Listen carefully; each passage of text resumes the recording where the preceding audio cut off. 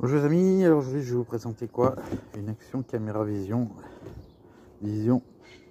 3 Pro.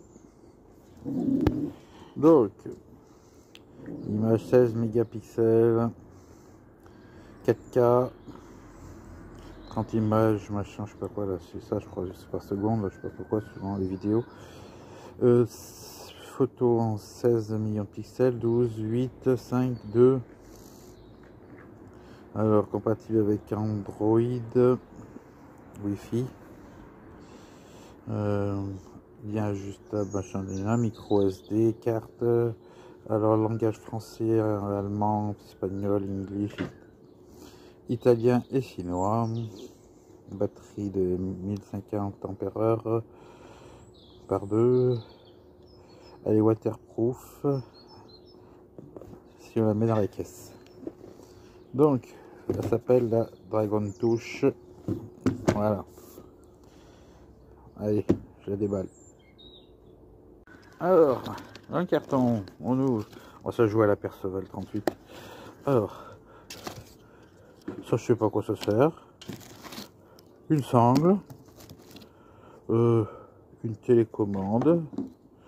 Ah, ça doit pouvoir faire tenir la télécommande. Voilà. Un support avec des autocollants, ouais, on verra. Ouais, bah, un câble, une chiffonnette, des riselants pour faire tenir, un câble en ferraille. Ouais, on verra bien. Ils ont plein de supports. Ouais, des supports de rechange, des supports différents angles. Ouais, ça doit être mettre sur un guidon. Ouais, des papiers, ouais. Ouais, bon. C'est quoi ça? Chargeur de batterie. Ah, par contre, par rapport à Perceval, il y a le chargeur. Il n'a pas de chargeur. Et oh, il y a de batterie.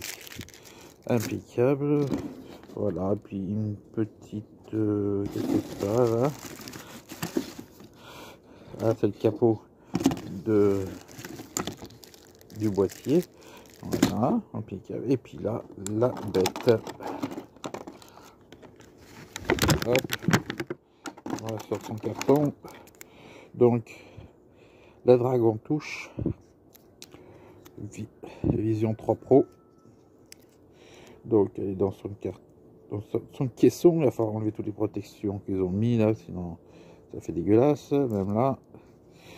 Donc là, le support qui s'adapte comme sur les GoPro, c'est le même principe. Elle a un pas de vis ici si on veut l'utiliser sans le caisson. Bon, le problème de ces caméras, c'est quand il y a le caisson, bah, comme il n'y a pas de trou pour pas que l'eau passe à l'intérieur, et bah, le son il est, pour ainsi dire, inexistant. Donc comme je ne vais pas l'utiliser sous l'eau, je vais regarder où se trouve le micro, et à l'endroit où il passe le micro, bah, il est là. Je vais y faire un trou dans le caisson, comme ça elle sera protégée de la saleté, mais il y aura le son. Voilà. Allez, j'enlève tout ça. Alors je reviens sur ce que je disais, sur l'histoire de faire un trou pour le son. En fait non, la coque, pas celle-ci, je viens de faire le changement, mais cette coque là, vous voyez, elle est trouée. On peut voir, il y a deux ajournements, donc le son passera par là.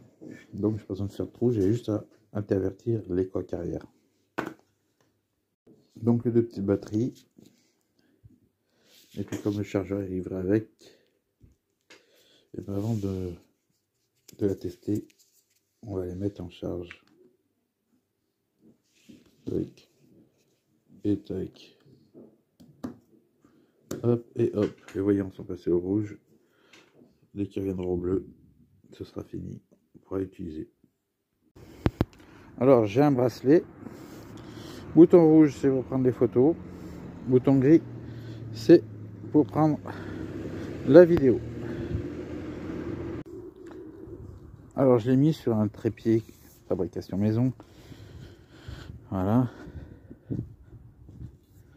Donc là c'est pour fixer soit le portable pour filmer avec le portable, soit j'ai une autre caméra, une petite Sony blanche pour la mettre là et la filmer, ça peut filmer comme ça.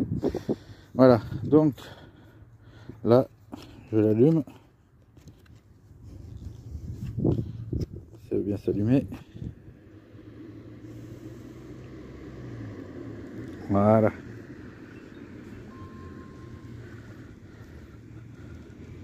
Action machin. Là on voit, vous verrez pas dans l'écran du téléphone, mais elle filme. Oui, elle filme. Il y a l'image. Alors on appuie sur REC. Voilà, là elle filme. Alors je vais filmer puis je vais vous montrer, je vais essayer de vous montrer ce que donne l'image. Alors le test est fini. Donc image, on va dire c'est bien. Voilà. Par contre le son, je trouve que c'est pas vraiment ça. Alors j'ai testé sans caisson, mais ça change pas grand chose pour le son. Ouais, ben on voit, hein, c'est pas de la GoPro, hein, c'est du chinois. Hein. Mais bon, ça dépanne. Alors je fais le test de l'enregistrement. On va voir si ça marche. Hop, hop, hop.